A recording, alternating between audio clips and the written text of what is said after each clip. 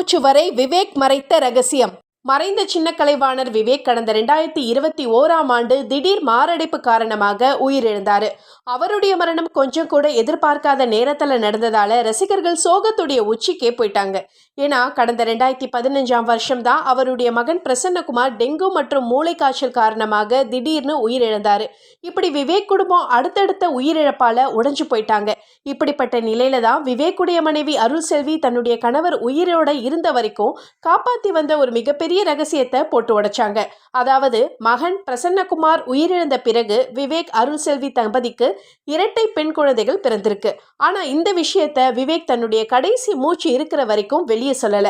Actually ஆண் குழந்தை பிறக்கும்னு எதிர்பார்த்த நிலையில இரட்டை பெண் குழந்தைகள் பிறந்ததுன்னு சொல்லப்படுது.